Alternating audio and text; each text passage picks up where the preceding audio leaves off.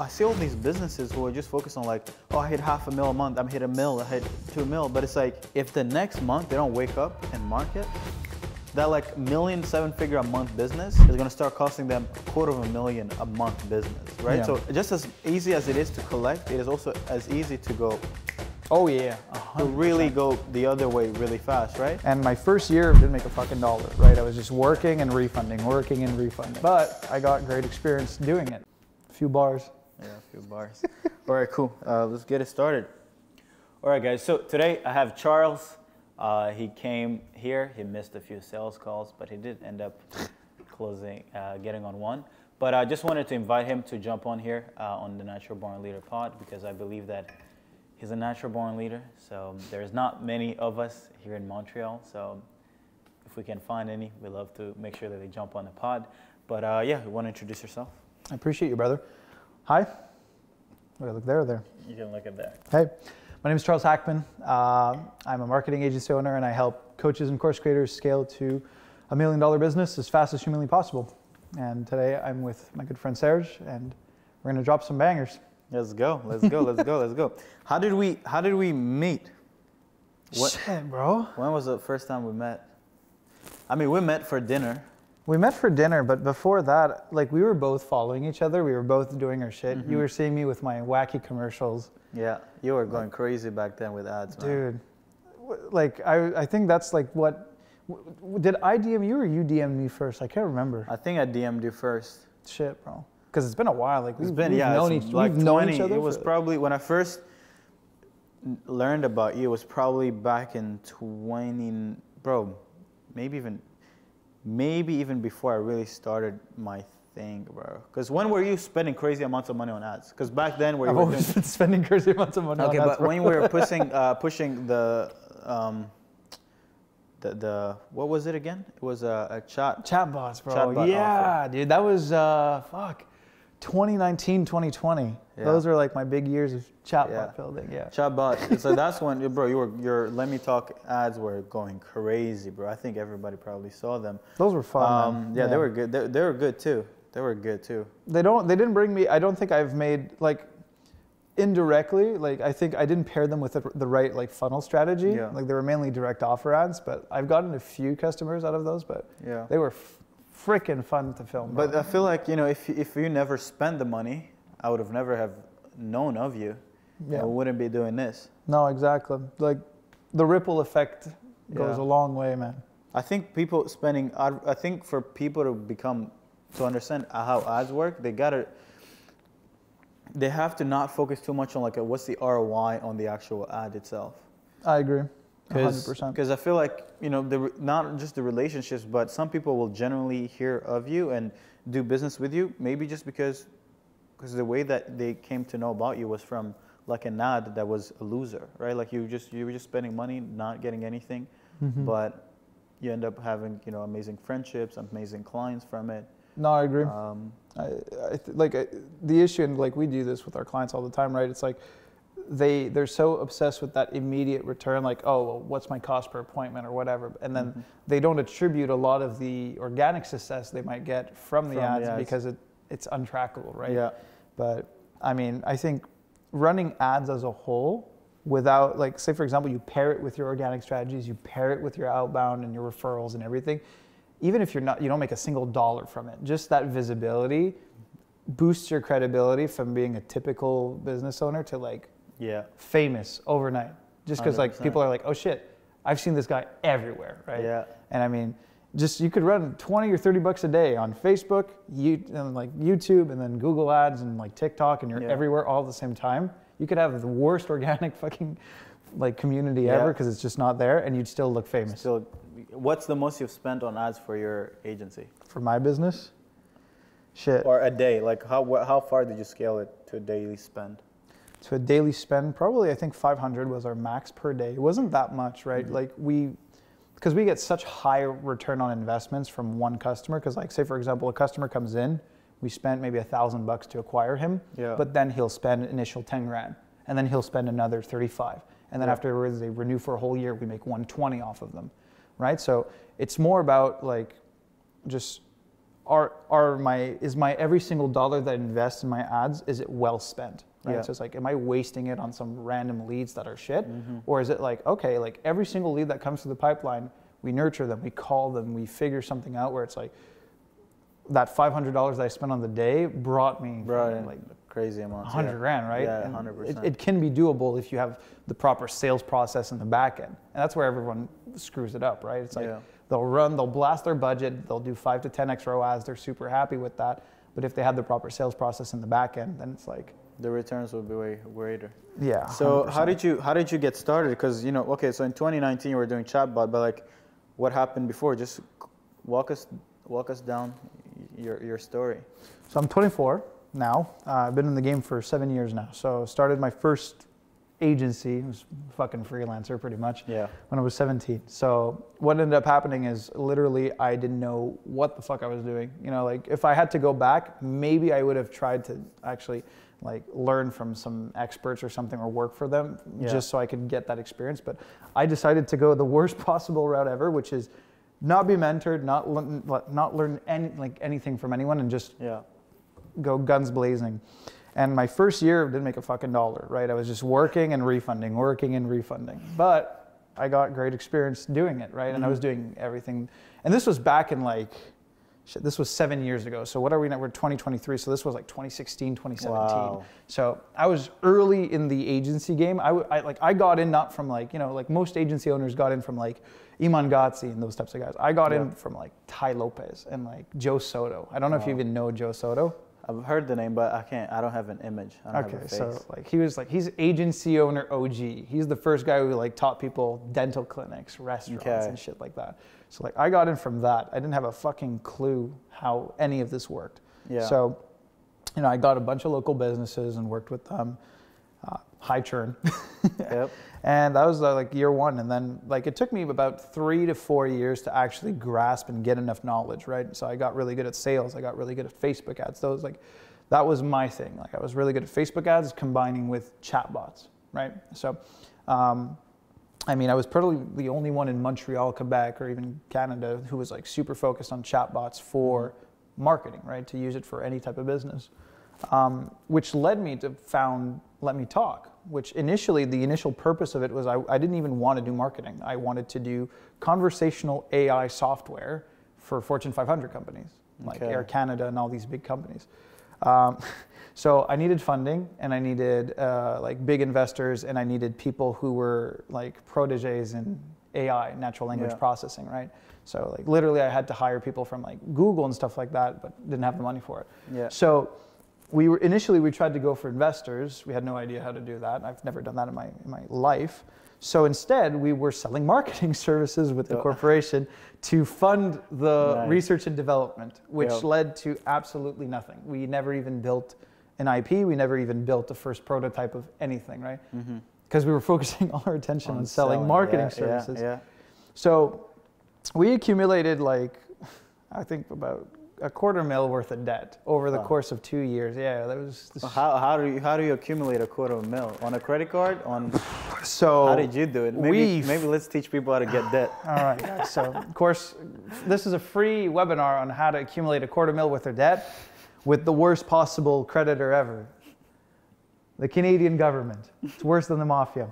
So, anyways, what ended up happening is, that was during the COVID time, a bit before the COVID time. So what ended up happening is we brought on a shit ton of payroll, couldn't afford it. We weren't even cash flow positive, right? Yeah. So what ended up happening is instead of getting a loan like normal people do, we stopped paying the déduction à la source on payrolls.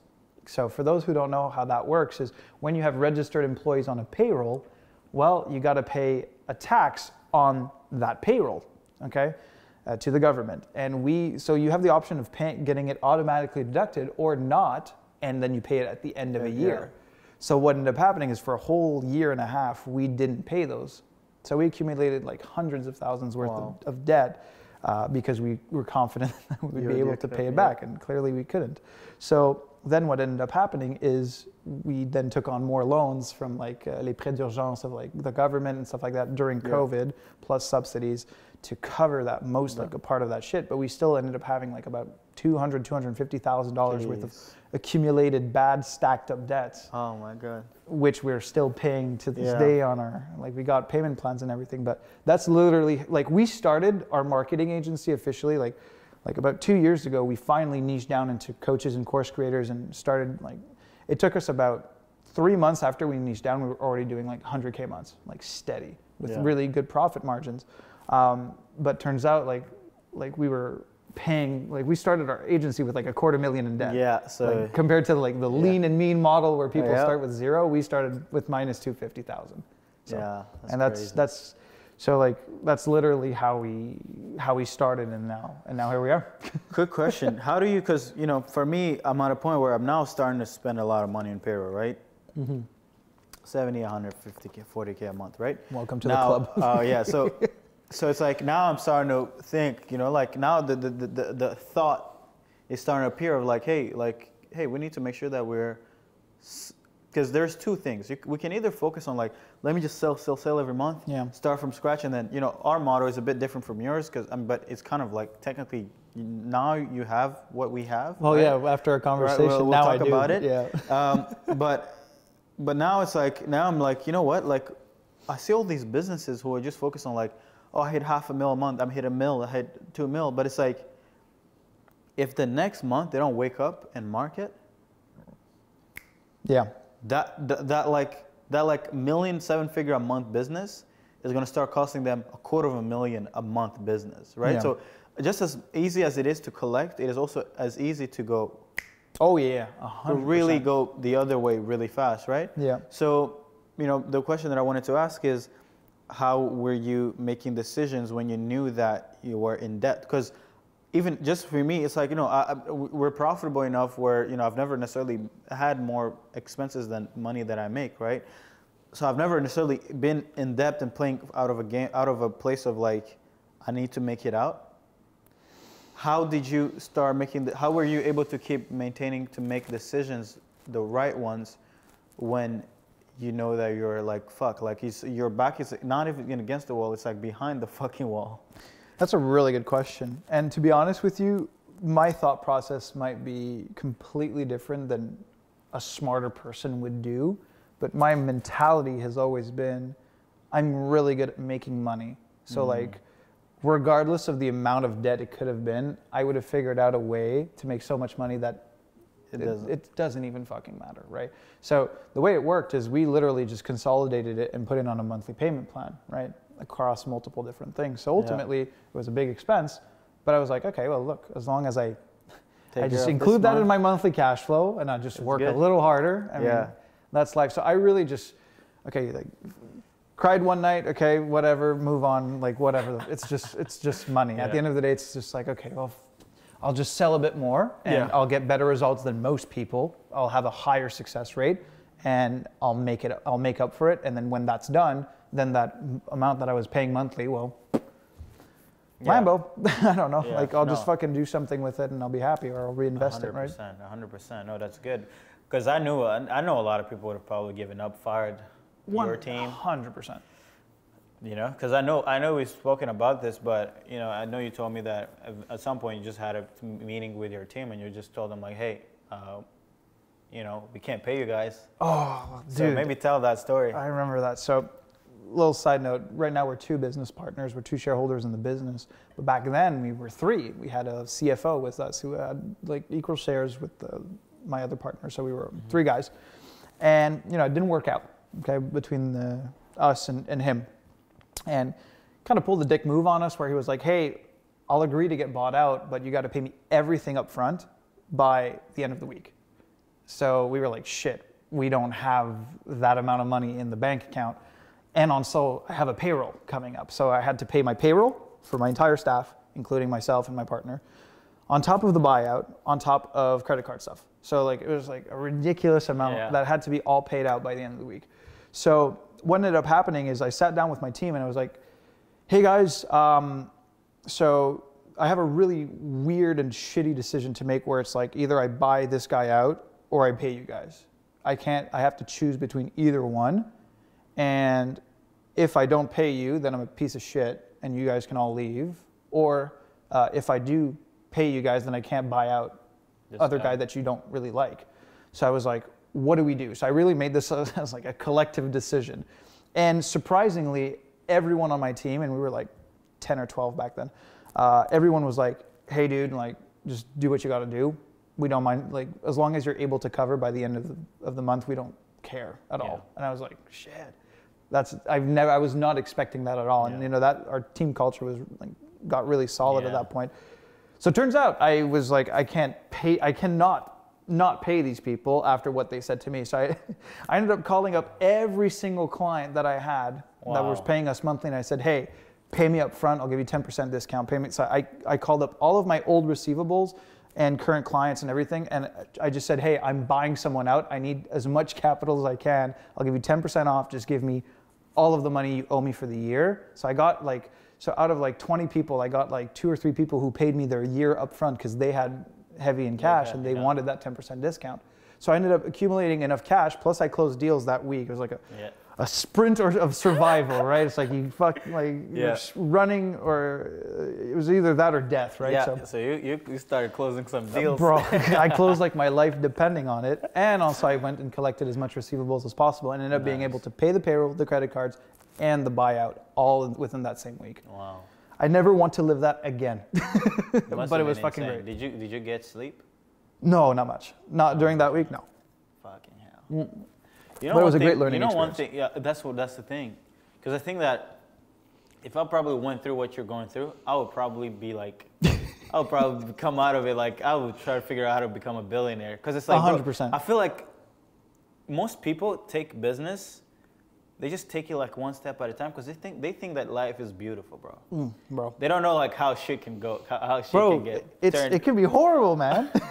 Right? So they're like, they have no urgency, right? So Zero. For me, I kind of, in my mind, I'm always like, I create this fake urgency in my mind, and not that I have to necessarily go wake up every day and just go run after money, but it's even if I have the most amount of money, I'm still gonna be like, hey man, we're behind this month. Yeah.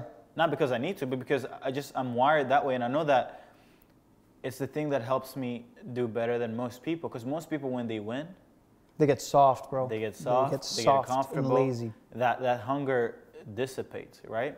100%. So yeah, but I think like with this type of experience, like I don't care how much money you're making, you'll never go back to doing dumb shit. First of all, never that, but also now I've acquired that experience of dealing with that specific situation. So it's like, okay, I've been through that. Yeah.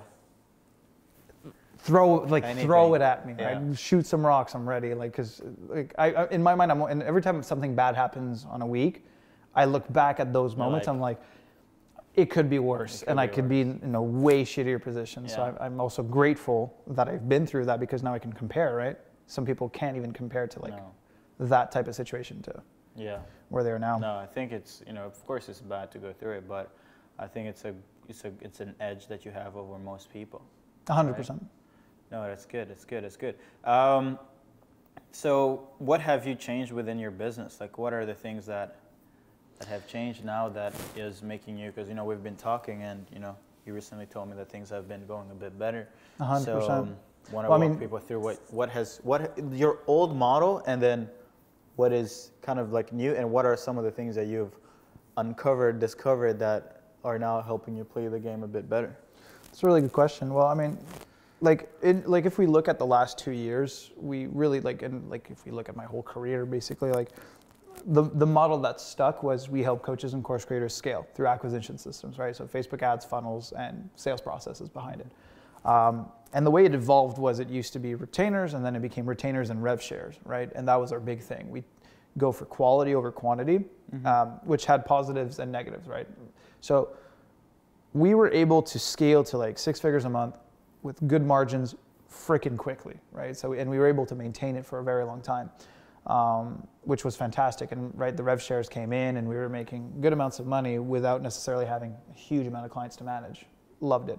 The only issue is the fact that, well, if you have 1 or 2 clients that churn, you're losing 20 to 30K a month, and now you go back down to 50 or 60, right? So throughout that year and a half of how we were able to scale it even further without necessarily like stressing over 1 or 2 clients leaving and it bringing us back. Because like obviously the more clients we get, the more expenses we bring in as well, right? We need more staff to manage that because we're literally managing the entire client acquisition process. So if you lose 1 client, then your expenses are now a bit almost equal to how much you're bringing in, Right, because like we're maintaining 30 to 40% margin. So you lose 2 and it's done. So what we did is, and this is the advice that you gave me actually, is the productized version of the service. So rather than selling to 10 or 20 people a year, we sell to a huge amount of people. We get them in at a lower entry level. So the way we structured it is $12,800, okay? We'll duplicate our winning system that we have with our bigger clients onto your business, and we sell that system through the results of our big clients, okay? And then what we do is that system is easily duplicated into your business. It's set up within 2 to 3 weeks max, so they get results really quickly. And we coach them on how to close their deals. We coach them on their offer. So week 1, they're already getting results from what they're already doing just because of our coaching. And it takes us little to no effort to fulfill. And then the best part is I put them on $800 a week payment plans. So the barrier level of entry is super low, but then I get residual income after the 3 weeks are done. They're already set up, they're ready to go, and they're happy, and they're already getting results. And I'm just collecting checks for 3 other months afterwards. So you do that, and I can sell 10 units a week without any problem because the fulfillment is so streamlined, right? Because it's productized. And then what we do, and this is the best part of it, is the clients that get the best results from the productized service, then we select them and we bring them onto our rev share. So we already know that it's going to be a home run when they get into rev share, and we just added an extra 10 to 20 MRR just from one person out of those productized versions of the service. And I wouldn't even mind if the productized weren't even profitable because I have now an acquisition system that right? So but it is profitable on top of that. So it's just the best of both worlds. Life is good. So we were able to double within 90 days after launching that productized version of the service, just because it was so efficient. 100%. And I think that eventually, people who are pushing this retainer model, like agencies, like, oh, we have like 10 clients, 20 clients. Now, I do believe that there is a model to where you just have 10 clients, right? But I don't think that you because I've been in this mastermind where the guy's doing like 300K, right? Monthly. With just like 10 clients, right? But I don't necessarily think that I don't see that as a business. I still see that as it's just that lean, mean agency, 1, 3, 4, 5 team person. And you still have to make the decision. You're still the expert. And you have so many things that you do, but it's like, yes, he was bringing in maybe like 50 G's per client. But for me, it's like, because for me, I see business really from 2 lenses. It's like, I see, for sure, I want to build a business that I want to work in forever, right? But the second thing, right? But the second thing is, I also still want to build a valuable company to someone else who might just want to be like an investor, right? So if you're just optimizing for lean, mean, then just understand that company is valueless. Because as soon as you stop being the person who does all the work, who does all the marketing, who does all the sales, the company crashes. It's done. Because people are buying into your brand and buying into you, and into your expertise. So I think that this retainer agents, at least for people who really want to scale, I think you should only be putting people done for you that you really believe that they have such a big upside, they have a great offer, they're great leaders, they're great founders. But like for the whole market, the rest of the market, just give them the thing that you can build inside their company and just let them manage it. Well, and you're speaking bars right now because like that's literally like I make decisions but also based off of customer feedback, right? Like you'll see like a lot of the decisions I make are based off of a lot of like either feedback from my staff or feedback from my clients. I always ask a lot because I'm really good at making decisions, but it's also because I've acquired a lot of intel, right? And before moving to productized, I contacted a lot of churn clients and current clients, and I was like, hey, would you have stayed on, or would you see more value if I would have just set up the system and taught you on how to manage it, and then you didn't have to pay the monthly fees? 80% of them were like, I would have stayed on, or I would have given you a positive review, or I would have been very happy just with that. Like, and that's what made me realize some people want full hands off, done for you. They don't care about it, right? Mm-hmm. But a lot of people want to. They buy that system, and then afterwards they don't. They already have people in house, or they have something that can work, and they don't want to pay that ridiculous monthly fee, right?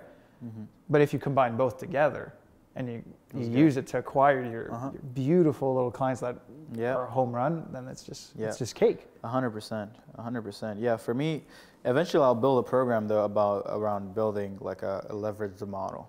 Yeah, I think, but I don't want to build it right now because I don't know, it's just not the right time, and it needs a lot of time and thinking into designing the product, because that product is going to need to be. Not only will I need to teach people how to think and how to design their back end, I also need to build it for them, right?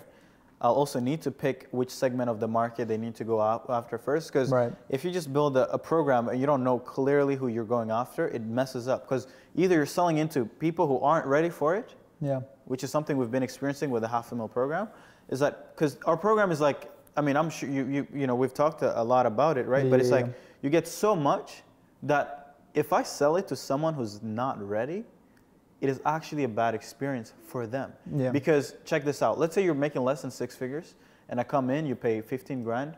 We build you a new offer, or we improve your offer. We show you how to, you know, create a better sales. We create a sales argument for you. Mm-hmm. We build your setting team. We teach them how to do the setting. We build a cold email system. Yeah. We ramp it up to 600, 1,000 emails a day, and then we get you on content. Get you having more edge over your competition, because most people don't create content, don't create educational pieces of content. Imagine giving that to someone who has zero experience. It wouldn't work. They wouldn't even know how to run it. They don't know how to run it. So then it's like, this is the thing you need. But it's like, since you're not ready for it, it's not the right thing. So now I've been thinking, like, you know what, like I should actually, you know, if you're doing less than 8K a month, don't even think of the $500,000. Just come in when you're just ready to just buy the thing, because you know that you need more leverage, right? Because if you're doing 100K by doing 10 things, if you do 100 things, you're going to 10x what you're doing, probably even more, right? Because it's not a linear growth, right? Or you might do less because it's not also linear, right? So for me, I'm like, let's get in the clients who want to be clients and ready to be clients, but not because they want to make a check this month. Because I think that building a good company does not come from the same mindset of someone who's trying to survive this month. No, and you can tell just by the way they do things, right? They usually act out of scarcity. They don't make the right decisions. Like, they never last long when you look at it. So for me, I'm like, that's why I built the growth specialist.io, because I'm like, you know what, come build this skill of learning how to generate attention, generate your own sales calls, so that, you know, you come in, you already know the basics, you already know the skill. So therefore, when I do give you the team and the systems, it's just like, it's like putting jet fuel behind you. You know, it's just literally. You know, it's like, okay, you've been driving a Mazda. Hey man, here's the keys to an R8, right? Yeah. And then it's just, oh my God, you already know how to drive. You already have some handling skills, whatever, and then we can just get to work. I think that's like, especially in your niche, you need that entry level, right? Because then you can ascend them. Yeah. And like a lot of businesses that don't have that smaller program that they can ascend them to, well, first of all, they're losing a lot of money. Yeah. But also, I think it's just, like you said, it gets them ready for the actual sauce, you know? Uh-huh. You were mentioning in your story, I can't remember, maybe a few days ago or something, and I was super curious about this. You said you want to build the Amazon of online business. Mm-hmm. What do you mean by that? I'm not necessarily saying like just copy paste Amazon, but if you look at Amazon, they've built kind of like, I mean, they've built the everything store. Right, exactly. Right? So my vision is this.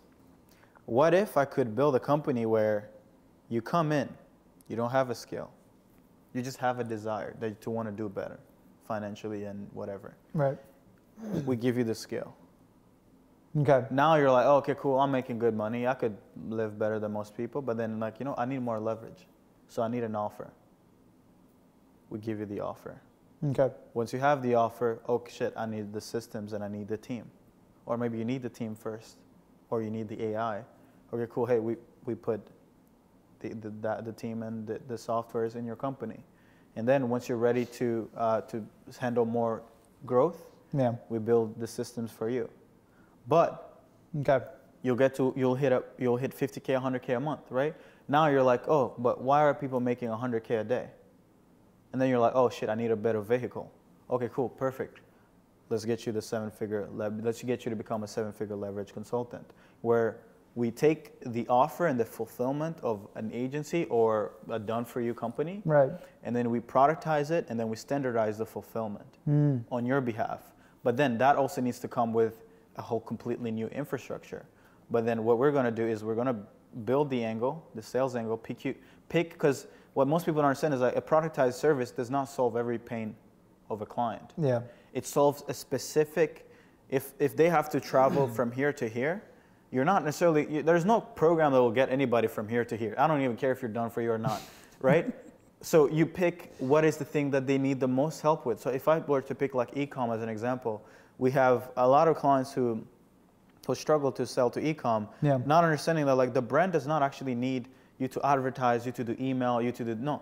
Become maybe the retention specialist, where you go find brands who have a shitty retention. Let's say their email marketing flows are bad, their SMS is shit, their community building is shit. And then you build a program where you go acquire brands that need to increase their retention, and you package it into a 3-part thing.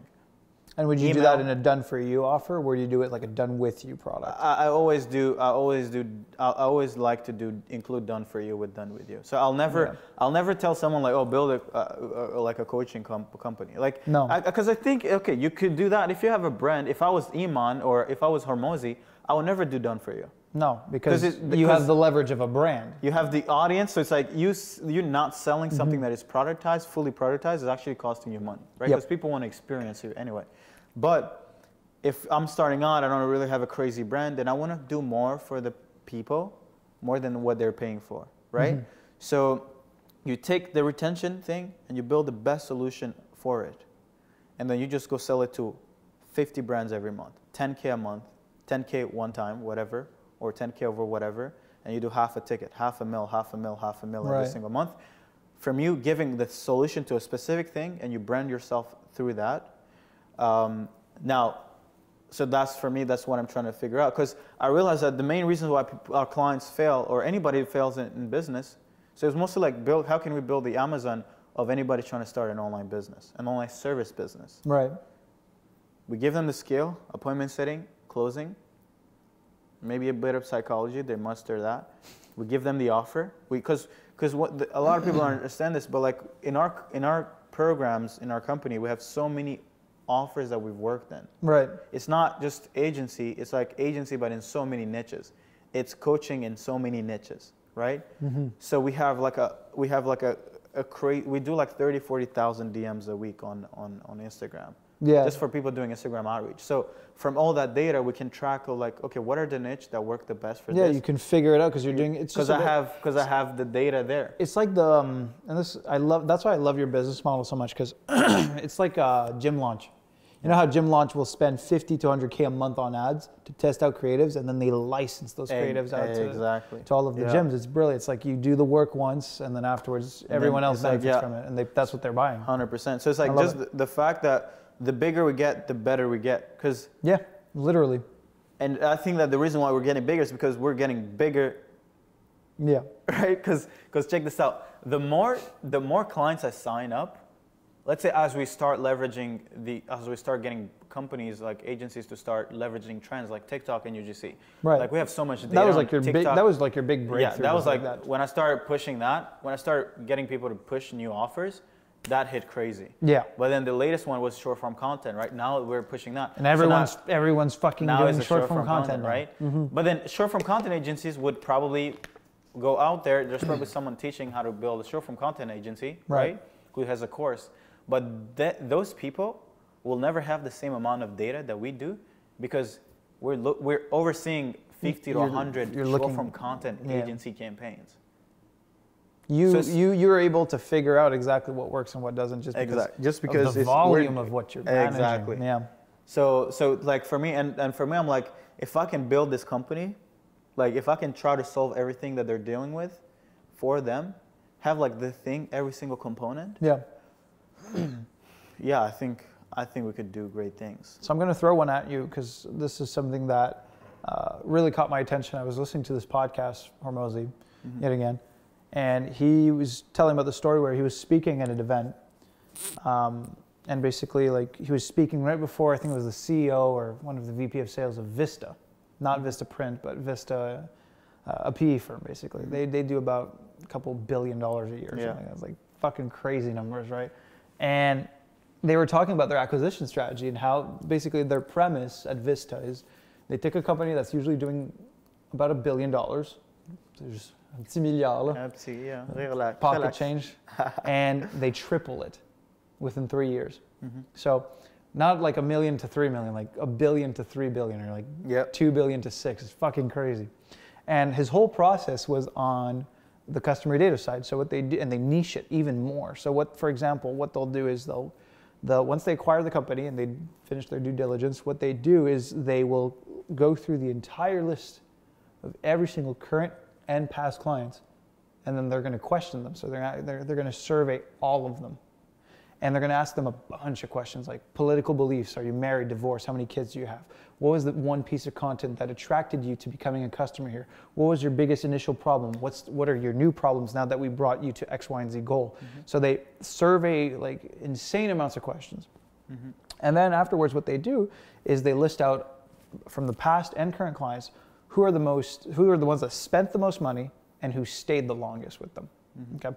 And then afterwards, they cross-match that data with all of the survey data, and they find little specific things that are matching, basically. So then they'll notice, okay, well, all of our customers apparently were left-wing women who did X, Y, and Z, who had X specific problem. All of them had that specific problem from start. So Hormozy duplicated that model into his business. And this is the crazy thing. So they did with Gym Launch, where they stopped tailoring to fitness trainers and yoga shit, and they just went for gyms that had leases that have been in the game for about 2 to 3 years minimum. So they really tailored their customer down. And a year after doing that, and this is the crazy thing, they were offered to acquire a similar company to theirs, like a Gym Launch 2.0.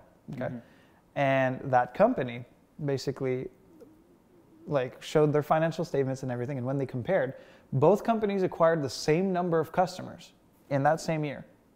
However, Gym Launch did 70 times more profit than company number 2 by using that system.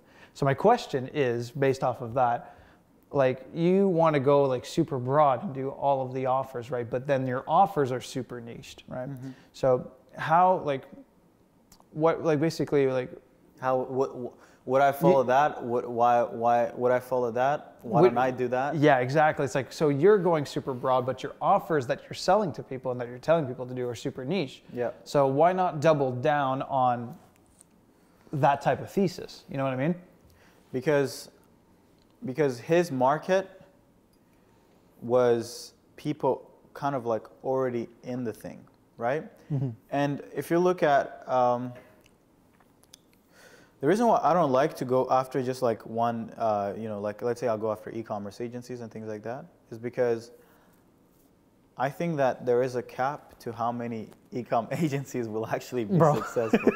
There's so many anyways. You know what I mean? Because check this out. Because the thing is, for me, it's not that I don't niche down. It's actually, I mean, you know what's funny is I read, because Hormozy did write about this concept of finding like the 20% of clients who spend the most, who are the most, and just focus on them. And like a Pareto of their clients, basically. And the thing I asked was like, I asked my COO, like, hey, build this survey and let's send it to our customers, right? Now, we haven't sent it, but you know what? Even if I was to figure out who are our 20% of our clients, I would still be marketing to anybody who wants to win. Not because I'm doing it for the efficiency, but because I just want to help people out. So it's like, so I think that there, as you build a business, there's things you do because it's efficient and it makes you more money. But there's also things that you do because you want to do them. And your initial goal is To help people. It's help people, not right? To just not bring just in to, an extra 20% margin at the end of the year. For sure. Like, because I generally think that for me, I don't necessarily. I mean, I'm not saying that I don't. Maybe for now I don't, but like I don't necessarily see myself as someone who's just focused on like, oh, let me build the biggest company ever. Like, bro, I don't really care. I don't really. I don't think I've ever seen you say that. You know, right? But I know you'll still get there just because. Just because I'm just playing the game. Yeah. But I don't think that intrinsically I'm playing the game for like to. I'm just playing, bro. Yeah. If there's this kid in India who wants to build a short form content agency, hey bro, come in. Let's give you some value, right? But if there's this agency that's making $100,000 a week and wants to get setters or whatever, I'll still serve them, right? 100%. Now, for me personally, I still think you can still kind of like do both. Now, you give people the productized thing, maybe even a course, right? I know. But you'd keep your productized super niche. So like like the done for you, like the $500,000 program, that's what we're technically doing. We're trying to get rid of people who aren't good. Because ultimately it doesn't even work for them. Exactly, like and they don't get the results because they don't know how to. It just creates so much. It even impacts the team, right? Because the team is working super hard. Yep. But at the end of 90 days, 4 months, the guy who's like, I didn't close 15K in worth of deals. Oh, what did you do? Oh, well, I didn't do outreach for the whole 90 days, but I tried. Right. Oh, I didn't get on a single call with my setters. Oh, I didn't post any content. Oh, I didn't set up a follow-up sequence. Exactly. Oh, I didn't. I'm like, okay, well then, Jesus Christ. Then you're not meant for this. You know what? Let's sell you the thing you want to buy. The thing that which is a course. Lazy people love to buy courses. So you know what? Because they're not held accountable to doing the shit that they need to do. Exactly. So they get that dopamine hit from getting a course. Yep. And then they're like, oh, I'm changing my life. No, you're not. And then they talk about it too. They're like, oh yeah, I just bought this course. Yeah, I just. I'm gonna be a fucking millionaire. My life is about to change. No. You know when your life's about to change is when your life has changed already. Yeah. Right. When you've put in the work. So for me, but I still want to give the best insights. Right. I still think there's value in community, environment. Yep. So for me, like let's say like GS.io, like I'm not selling it because of the knowledge. I'm selling it because of the environment. I've spent more time, and I'm still spending time on how to design an environment in a manner where people are addicted to being in the community in a manner where all they're seeing is other people's success, other people's failure, and they actually want to contribute they want to have their life contribute to making the environment better. Because I think that you win more and further and easier by having people around you do the things you want to do and do it well than you would even if someone like me were to get on a one-on-one. You know, a lot of clients will be like, hey, Serge, will I get to speak with you?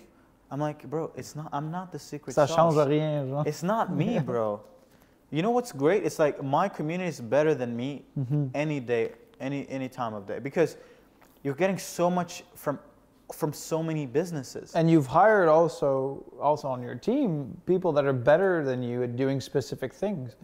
But there's the hype around working with. Like, yeah, you're like, oh, Serge, oh my God, I'm working with a YouTuber, you know? Yeah, and you're like, dog, I'm good at filming videos and dancing with a glass of wine, bro. Exactly. Like, what do you want? Like, come on, man. Like, I can't teach you anything, you know? I can help you think, but to be honest, you don't want to buy into, and this is the worst thing. Never buy into a company where the founder is the person who's the best. Horrible. And doing everything. Because then he didn't properly delegate and there's no processes. And you'll see it. Within a week or two, you'll be fucking disappointed. You'll be like, shit, this guy doesn't have his shit together. 100%. So for me, when I see like, I almost don't do much stuff in the fulfillment. And that's the best. That's what being a business owner is. That's how it should be. It's like, if I can't duplicate myself, like, sometimes I'll speak with my team, I'll be, fuck, you're good. Yeah, right? as it should. I'm like, fuck, man, we're good. We're good to make millions, maybe a few billions, maybe one day. Preach, brother. Because I mean, same thing here. Like, I touch the ads manager because I still sell my fucking things because I love it. Like, and I train my people too to sell like me. So I have to, I got to show them who's boss. So like at the end of the day, that's something I still do. But don't ask me to run your ads. Like I probably haven't ran an ad campaign in the last like year and a half or 2 years. And like my wife is my media buyer, right? And she's in charge of, like, she works for us and she's a director and everything. She's in charge of all performance marketing. Wow. And bro, like she wipes the floor with my ass when it comes to like managing ads. Wow. She knows more about managing ads than like everyone in That's the business, sick. right? And she's freaking better than me. And Yeah. I mean, at the end of the day, I refer them to her when it comes to their ads because and I'm super honest with my clients. I'll be like, hey, look, I have no fucking clue how your performances are doing. Yeah. Refer to X team member, and that's it. Yeah. And that's and my life is much better. And also they understand it, right? And it would lead to worse customer service if I was the one who had because you're a bottleneck, and then people aren't getting the full experience, you know. And that's something a lot of people forget. It's like, oh, well, I want to serve they want me, and I'm like, well, tell them to fuck off, and they'll grow up and they'll figure out that it's just an issue more than anything. Yeah. And they'll be disappointed if you tell them, hey, look, 100%. this is my process. This is the person you refer to. Yeah. If you text me on fucking Messenger, I won't answer you. I'm sorry. I have a lot of things to do. And most likely, if you ask me a question, I won't even be able to properly answer you because I don't even know what's going on because I'm busy doing X, Y, and Z on my business. Yeah. Not on yours. And if you tell them that, it might hurt them a bit, but I mean, it's the the truth, day, you know. it's It's the like, truth, and it's like, do you want my answer, or do you want the answer when expert. you need it? You know. yeah, You know? exactly. But it's also about speed. It's like if you message me, it's like, bro, like I'm drinking wine, I'm doing a podcast. So it's like, bro, if you're waiting for an answer from me right now, Forget I have it. another podcast I have to shoot. Yeah. I have this GS.io thing. I have a client. I have a $500,000 program. I have employees. I have to give this person access to my Amex. I have to give this person this. You'll be waiting like a you're long time, boy. You know. So it's like, I mean, I'm not saying clients shouldn't be reaching out to me, but like reaching out to me is the wrong thing to do. Yeah. No. I will get back to you, but I'll get back to you so late that you'll feel like we're not serving you when, no, we have people to serve you. There's people getting paid to do that. So, yeah. I think it comes from the right, setting the right expectations, though. Yeah. I think a lot of people forget to do that, and it's like just tell them. They won't take it badly. Yeah. They'll appreciate you for telling them. Yeah. I'm curious, what would you do in my position to go from 200 to 500 a month?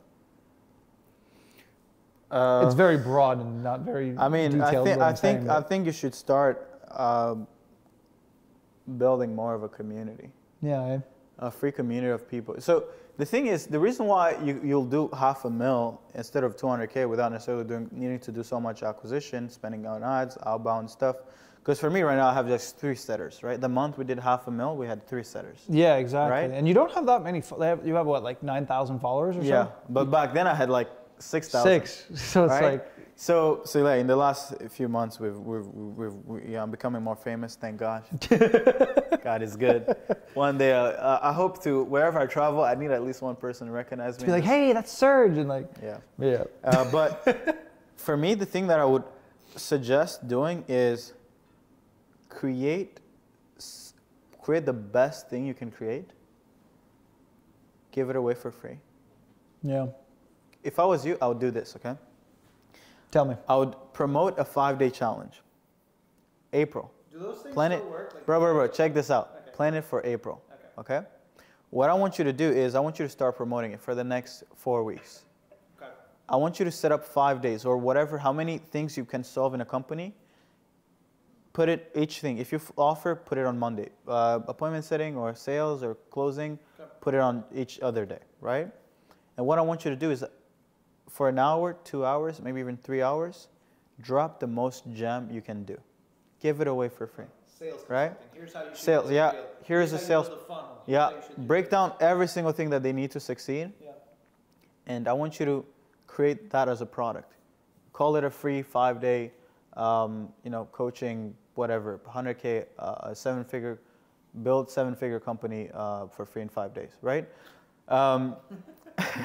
And then what I want you to do is every single person, so once you're promoting on YouTube, your IG page everywhere, I want you to lead them to a Facebook group where that 5-day is, right? Yeah, that's pretty much where I was getting. Right, yeah. So do it, create a product, best product ever, that gives that away all the sauce. Then start promoting, push people into it, push people, build a 500, 1,000. Bro, oh my God, just pump burn money, burn efforts, outreach, burn everything, and get it to hundreds, thousands of people to consume it. Once you're there, you'll just start making money like it's no tomorrow. Like you're the bank, right? Because the thing is, you get what you give. Mm-hmm. The reason why I think I made $500,000 in December is because, well, first of all, I did a 4-hour webinar, bro. Yeah, I remember that. You did it. And people were fucking lining up for it. They were posting in their story. Oh my God, I'm at Serge's. And we had like 300 people on it. And like we had 200 people after 4 hours, bro. That's even Batman movie is not 4 hours, bro. Facts. Right? Sure. And I'm not talking about entertaining shit. I'm talking about, hey, this is business. So like because I know you've done 5-day challenges as well, right? That one till today, bro. It's still. I want to do. I think that one was probably the best asset I have right now in mind. Really? I even think that I did it when I was making like $60K a month. So I'm like. So I haven't done a challenge like I used to like we do hybrid strategies for our clients, right? So we do like we'd have we'd do VSL funnels, webinars, challenges, like we'd do everything, right? Now we have our bread and butter is like, here, we're gonna set you up with a VSL funnel, we're gonna make you 100K per month within like 3 to 6 months, and then you'll thank me later, right? But I haven't done a challenge in like over a year. You know what it is? I just think it's just you need a bigger audience. Yeah. And you'll never get a bigger audience if you're just like not giving them crazy value, right? Like the Hormozy strategy was he's generally been giving away better than most people. Yep. So what does that do? Well, you can't fake value, right? No, it's either you have it. Like people generally feel it. It's like, there is stuff that I'll get from Hormozy that I'm like, oh fuck, this is crazy. I implement it in my business. Yeah. Do crazy numbers the next month, right? So it's like, I just told you I just spent 20 grand for an event. I don't even know what the event is about, but I still spent. But I spent it. I was drinking wine in Cape Town. Jacob mentioned it. I was like, okay, cool. Here's the Amex. I did not know how much it was. I did not know how much it was, bro. I was checking at my Amex bill. I'm like, where did this 24 grand go to? Like, who billed me this shit? And then I was like, I went to check my email, and some person messaged me like, hey, here's the invoice. After billing me, I'm like, man, couldn't you at least have mentioned the price, bro? I'm still happy. You don't give a fuck. Because of the amount of value he's given beforehand, right? So I could have even pitched, and he could literally say, hey, the event is not happening anymore, and I would still be okay with spending money. Now, that's what you need to do. So I think you should not be trying to get 500K a month. You should be optimizing for, can I give value to 3,000 people this month? Yeah. Is that how you... That's how I think. Why am I doing this podcast? Because I believe that if people pay attention to me... The attention is everything. If they pay attention to me and they just get into my world, it's worth everything, right? So I don't actually optimize for sales. Like I don't see... The reason why I post so many pieces of content is because I understand that every single time I get 1,000 views... One person at least is going to buy. Not even that. It's like I just know that I'm building for the future. Because the 500K is going to come from who, bro? From strangers, right? So, I have this mindset about Grant Cardone. It's like I'm getting out of obscurity every day. I'm just trying to get out. Now, I haven't really even been starting spending money on ads, which I think is stupid. But my Facebook profile is restricted right now, so I'll probably need help on restricting that. Well, we'll look at that after. Yeah. But so it's like, even sometimes I'm like, I just wake up. Because bro, I've seen it. I've seen attention. Following months, crazy revenue, bro. Yeah. You have and this is something I noticed, you have the Grant Cardone mindset around your content so much. Like, because he brands himself as a sales guy, but he's a marketer. Bro. He's such a good marketer. I was thinking about that. It's like, you're good at your processes and like sales and your setters and everything, but behind it all, you're a marketer. Yeah. Like, totally. and this is where I see the differences, right? I'm a sales guy. Yeah. Right? I'm metric driven. I love closing, and I'm like, all right, next target, right? And I talk in dollars all the time, right?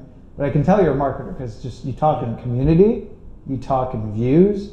You don't give a fuck about what dollar, what's your closing rate, this, that, because you just know that if the community's big enough, you're gonna. Because who makes the most amount of money? The marketers. It's the guy who has the attention. The guy who has the views, obviously. Right, and I've combine both together. Yeah, for sure. It's great, right? Because for me, I always keep bringing it back to this point. It's like if Hormozi knew how to make $1 and turn it into 36, why would he ever stop spending $1 to make $36 back? No, exactly. Because he realized that he could get. The goal is not like what's your ROI. The goal is like can you make infinite ROI. And for me, I always go back to it. And for me, see, the thing also about me is that I'm an observer, right? Like a lot of people, for me, I don't necessarily consider myself as smart, but I have this thing about me where if I see something, I see it. Like you can't. I'm not the type of guy that like I'll listen to some person and just believe what I see. Like when I see someone doing something, I'm like, why are they doing that? Mm-hmm. I don't just believe what they tell me. Yeah. Because that's what most people fail online.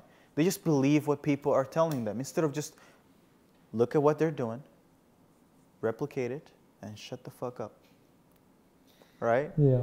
So for me, I think being an observer of the game is the most important thing. You'll never hit the pinnacle if all you have to do is you have to always wait for someone to tell you to do something. That's such a bad habit. Like, well, there's nothing that gets done at the end of the day. Right?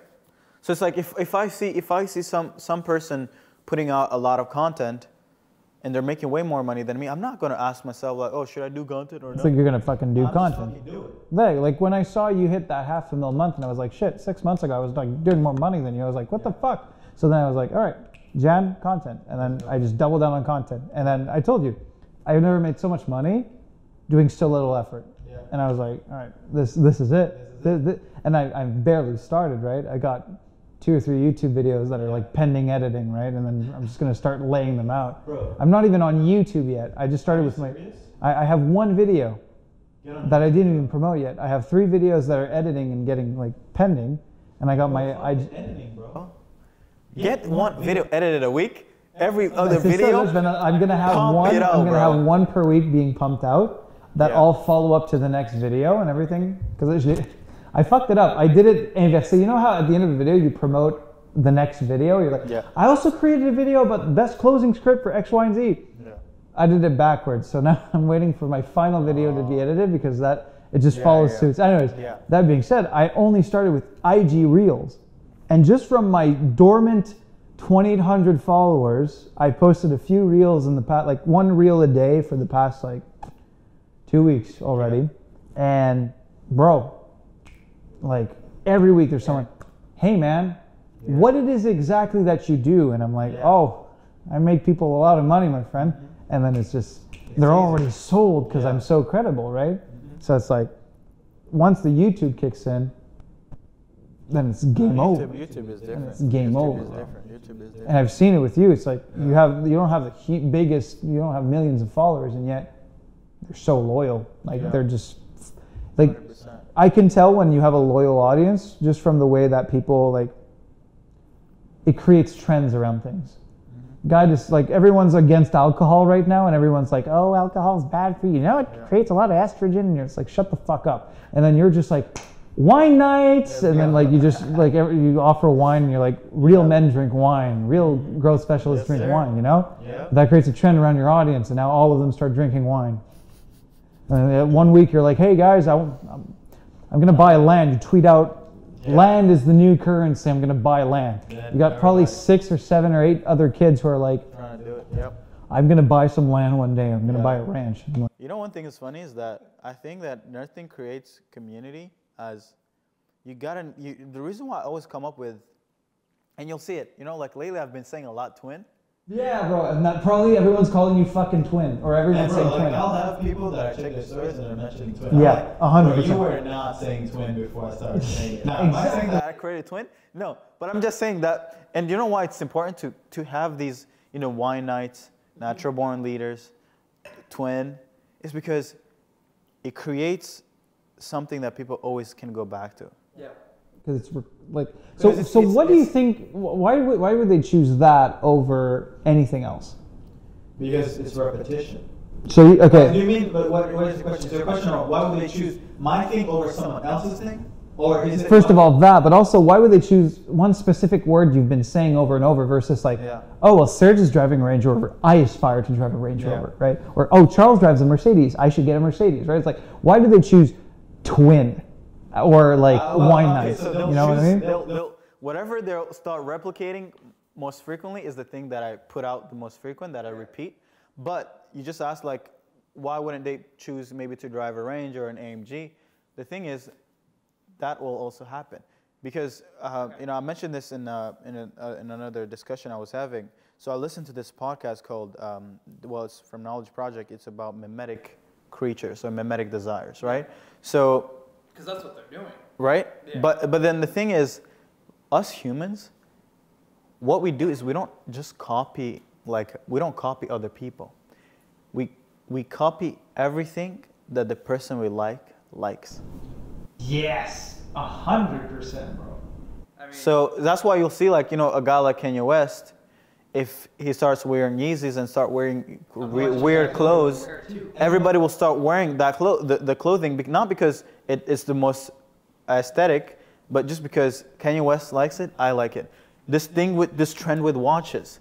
Bro, I could care less about watches. so many people don't give a fuck, but so many big influencers wear them. So like, if you look up to this guy, then cool. You're going to start doing what he does, not because you care about the thing, but because you want to kind of like replicate or emulate. Those are the foundations of influencer marketing as a whole, right?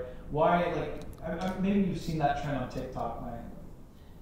My wife was showing me this shit. It's like Tarte. I don't know if you heard. No, okay, I have so not. It's crazy shit where they paid influencers for like first class tickets to like Emirates and Dubai and like premium suites and everything. Mm-hmm. And all of a sudden, all of these bigger influencers were all starting to promote Tarte, and then it became like a crazy trend? company overnight because of the silly trend. And people were like, Wow. building conspiracy theories around Tarte because they paid influencers plane tickets and stuff, and they were like, my God, what's their budget? And like, and it created this crazy story around Tarte, and Tarte became famous overnight just because of that. Wow. It's a makeup company? I think it's a cosmetic brand. Okay. Wow. But like, See, they're smart. And you know what's funny is that sells more than any fucking sales tactic that you'll ever 100%. create. You could do a billion outbound messages and have the best closer. You could have you don't even have to pay. Bro. I'll serve you, and they'll make more money than you. Bro, like now because you get more people to buy their shit than people to join my fucking 5-day free challenge, bro. 100%. 100%, because they're not selling on a logical level. They're just selling a lifestyle. They're selling emotions. They're selling a state. 100%. So people, you know, if I drive, curiosity. as an example, like when I bought my Mercedes, I saw it the night before at 11 p.m. By 1 p.m. I had signed for a $100,000 car. Yep. Was it because it was smart with my money? No. But I just did it because, well, first of all, I like cars, but it's also like now the feeling of like you're driving a fucking 500 horsepower car, right? It's like it puts you into this state, and it puts you into this position where you're like, wow, you actually become a new character, right? And you feel more aligned. Yes. And the thing is, I think that if I was to have more lifestyle shit, go drive the craziest cars, live in the penthouse. Yep. I need to get a penthouse, by the way. I must still get the penthouse. Well, a few weeks now. Yeah, a few weeks. But, people would buy more into my thing, not because I'm talking about smarter stuff, but because I'm actually living the life that they want to live. And they see the progress too, right? And this is something that resonated with me too. I was asking some of my customers, like, hey, what pushed you to buy from us so quickly, even though we've only talked a few times? And they're like, well, I was following you for a long time, and then I saw some of my friends join your process. Yeah. And then I choked and I didn't buy your stuff yet. And then 6 months later, I saw where my friend was and how his life completely changed. And that's what pushed me to buy it. Yeah. I was like, well, I appreciate you, but it just shows like that, showcasing that progress, and then those people seeing it from their friends, and everything. It's just social proof. It's proof. And then your own stuff too. So then it's like, okay, I duplicated that to their friend. How do I do that with myself as well? Right. So it's like, so even when people say like, oh, like the car doesn't matter or whatever, it's like, well, if I go from driving a beat up fucking Toyota to driving a Rolls Royce, regardless if I'm dead broken and in debt and I got a Rolls Royce, now I'm someone who has a Rolls Royce. Therefore, my status just increased in front of you, and there's a progress. Therefore, you think that I'm better. Yeah. Therefore, you want to reach that same level. Because if you look at anybody who's doing more than us, they just have better social proof and better status signal. They're better at status signaling, right? Yeah. So and for me, it's like most people are like, oh, I don't want to become the guy who's flexing the Rolex or the car and the women and this and that. But it's like, well, you can either hate or you can play the game. Absolutely. And I mean, if we were in a different, like, it depends on, I think it also depends on the industry, right? For sure. Like, if you're a publicly traded company, your validation isn't a Rolex or a fucking Range Rover.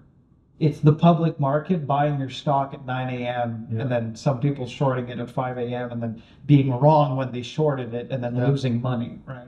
That's the validation. That's what people buy in. Look at Elon. He fucking sleeps in a garage, right? Like, it's a house the size of a garage right beside rocket ships. However, what's his validation? Right? Well, there's deeper levels to it. For sure. But you look at it, it's like he's built crazy fucking things. People want to be like him because he's created things that no one else can create. Yeah. In the marketing and sales and coaching and whatever the fuck you want to call it, game agency space. I mean, we're not creating rockets, right? I mean, I wish one day. Yeah. But I mean, it's what's promoted, right? Yeah. It's like, it's the image. It's the image. It's how much money you make and how many people you help. Yeah. That's it. If you don't flex, you flex your customers' money. How do your customers flex their money? By social proof. Yeah. Or belongings. 100%. Exactly. Yeah. That's it. No, that's good. So, so you were talking to me about moving. Are you thinking of getting out of Quebec? Sure. It's long overdue. It's long overdue, my friend. I mean, I just hate it. I was trying to go politically correct. I've been swearing the whole fucking podcast. So, I just, since I'm young, I've never liked living here. Personally, I don't particularly really enjoy it. Not because of necessarily like a lot of people hate the weather here, but it's just the mentality. To me, who I'm surrounded with, my mindset and everything is super important to me. Yeah. And like, Quebec is a society of, most of it is like steady, slow, don't have ambitions, and stay put where you are and don't take risks. I'm completely the opposite. I'm a gung-ho, fucking insane type of person who jumps off a cliff in the hopes of making it to the bottom because of the thrill of making it, right? Yeah. So it's like, I either belong in America or in a place where there's people similar to me, right? And I strongly believe that who you surround yourself with will make who you are. Yeah. Right? It sounds cheesy, but at the end of the day, I mean, it's true. I've surrounded myself with losers and I've surrounded myself with winners, and I choose winners every fucking time, right? Mm-hmm. Why? Because, I mean, I've seen the progress. Yeah. I've documented it a lot. So ultimately, Quebec is just not a fit for who I want to be right now. And the location has an impact, right? So it's everything. I think where you choose to live is probably more important than anything else. 100%. And it's good to get out of your comfort zone too. You know, some people have been in the same spot for 10, 20 years and they never move. And when they end up moving or buying a property, they buy it 3 fucking streets down to where their parents used to live. And I'm like, Jesus, take a risk. Like, you look at great entrepreneurs or great people in general, moving somewhere else puts you so much out of your comfort zone that you're forced to relearn things. You're forced to make new connections, and it's a challenge, but there's also a thrill to it, right? And people sometimes are scared of that for some reason. It should be. Yeah, it's easy work. It's easy work. No, that's good. I think Yeah, for me, I don't know, man. I just feel like I have so much work that sometimes I don't even have time to think about like, oh, moving, or maybe moving for tax purposes. It's like, Yeah. and I have so much stuff to do. And for me, to be honest, like, I enjoy this environment because there's not much going on. Because I know that, Right. bro, if I was in Miami, in Dubai, bro, like, I'm not building. I'm not building. I mean, I think I would still build. I would just get tired, right, of the bullshit. Yeah. But I feel like, because if you move, bro, there's no way you're gonna want to stay in building. But if here I'm in Quebec and I'm in Montreal and it's snowing outside. Well, clearly you're not going to go out. Even I even had to sacrifice my morning bagel to not have to go fucking start up my car. I think it depends on the discipline you build, right? I mean, if all of a sudden you move to another place and all of a sudden you have to go partying every night, it's because you didn't have discipline to start. True. However, I mean, like anyone, you go somewhere, you want to explore, you want to see where you are at, and what happens and everything. So clearly, you're not going to be as focused. Yeah. But at the same time, the long-term benefit of it, for sure. I think the environment, the network, and the network is what's going to be good. I think for sure also finding good talent, employees. Absolutely. Like that's one thing too. It's like, okay, I'll go to the United States, I'll go to Texas, Colorado, Montana, Miami, whatever. The odds of me finding great staff were amazing at copywriting, for example, in the coaching industry. It's going to be really good. Versus here, I'm stuck, like, say, for example, I only focus on French or English clients, or both. I need bilingual, I need Quebecois. What are the odds of me finding an expert in copywriting coaching in Quebec who's worked with 7 to 8 figure coaches? 0. Good luck. There's like one. And they're probably already have their business. They don't work for 60 to 70 grand a year. No, that's true. No, man, no. I mean, thank God the internet exists. Yep. No, I mean, oh man, if we didn't have access to what's out there, it would be in a bad situation. Well, we've built our businesses. The foundation of our businesses is built off of everything that's digital. So yeah, thank God. But yeah, no. To wrap up this podcast, one thing that I wanted to ask you is, if you had to let your the you who's $250,000 in debt, if you had to give him 3 things that if he implemented on those 3 things, he would get out of that situation as fast as possible, or potentially avoid it. Like, okay, let's talk about avoiding it. What are the top 3 things that you would tell him to keep in mind to avoid the situation? Number 1, choose your business partners wisely. Not everyone's meant to be in business together. That's number 1. Really make sure that you vet them. Make sure that you spot the red flags and don't move forward if ever.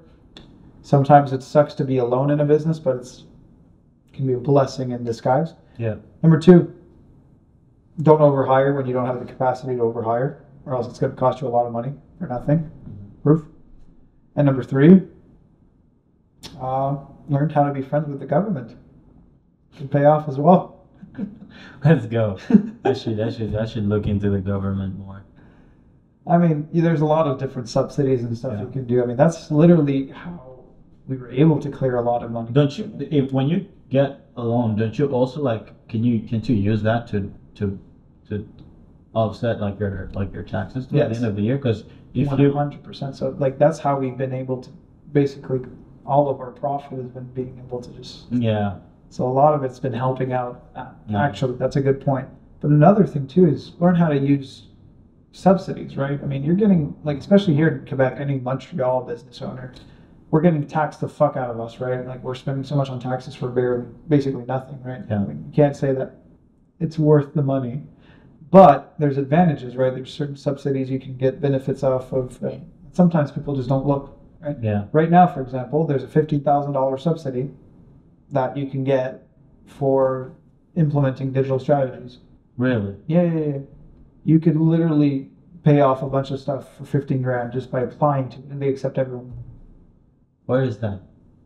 Gouvernement du Canada, my friend. Can I get? I need 50. I'll send you a link, please. Like I said, I've become very creative at finding ways for the government to pay for my shit. Yeah. Why? Because I've been through it. So Yeah. you just gotta look. I can use 15 G's right now. Bro, ça paye rien de vin. Yeah, the wine budget is crazy, bro. The wine budget The wine budget finds you one row in a vineyard, just one. Probably not even. I don't. 15 is to take a flight to Cape Town and Yeah. go to a vineyard and then come back. You know. Have you actually checked out prices for vineyards or not? Should get into that. Is it not cheap? It's not expensive. I haven't checked out. I've checked out ranches. Well, you know, I've been wanting a ranch, so I've been looking into ranch prices, but not vineyards. Nice. Awesome, man. No, thank you for jumping on, bro. Bro, appreciate you having me, man. It was a blast. Didn't get too tipsy during the podcast, so I think we did well. That was good. Just enough. Just enough. Yeah. Next one we probably need to be somewhere warm, somewhere. Bro, tell me how much it costs to go to fucking Cape Town and I'll join you. Let's do it. This December, I'm probably gonna be there. Bet. Build from there for a little bit. I think I'll be really sick. I'll be there. Man, drinking wine, man. It's a different type of Well, you vibe. seem like you were having a blast, so Oh, I'll have to man. join. I was happy. I ain't gonna lie. I haven't been as happy as I was in Cape Town, and I think that's what life is. I think life is work hard and go be in the moment. 100%. I think this work. Oh, hit new milestones every month. It's like that's good, but I think that the people actually get to even build something great are not really in a rush to like. No. This marketing space is so toxic, man. Well, it's just, I hate, this is personal, I hate when people flex the amount of hours they work. Like, Yeah. I pulled 16 hours. Like, okay, great. I probably did the same amount of work in 8. Right? Like, what are you trying to prove here? It's the wrong stat. They're like signaling the wrong thing, right? But for me, it's like I just want to build how I want to build. I don't want to build for how the people who came before me were building. I just generally want to build like people are actually building great companies, not like a fucking personal cash cow that you just like scam everyone and then you go out to Dubai to rent cars and then you're broke after a year. You know, like Bro, and then after every 2 years, they have to create a new company and the new hustle. Yeah. Well, you've seen it. You see the guys who do drop shipping go into drop shipping courses, then they get into Bitcoin and crypto, and then afterwards they get into NFT, and all of a sudden now they're back into drop shipping. Yeah. Like, And it's there's no consistency. garbage business. No offense to anyone who's doing that. Actually, I don't really give a fuck. Garbage fucking businesses. Let's be honest. It's crazy. You're selling shit to fucking stupid people. Yeah, it's You're not really building bad. an actual company. So yeah, just build it right so you don't have to build it so many times, you know. Exactly. Like so many people build lifestyle businesses, but don't actually get to enjoy lifestyle. I think it takes balance. Yeah. As much as people don't want to agree with me. I think it's Or you build a company around the life that you want, right? Some people Exactly. like to work 60 hours a day. Some people don't want to work 60 hours a day. I mean, do what you gotta fucking do. 100%. No, I agree. But yeah, thank you guys for watching this pod. We'll be bringing you some more over the next few weeks. Yeah, if you'd like to be a guest on this pod, please let me know. Send me a DM on Instagram, and let's make a movie. Thanks, bro. Appreciate it, man. Let's go.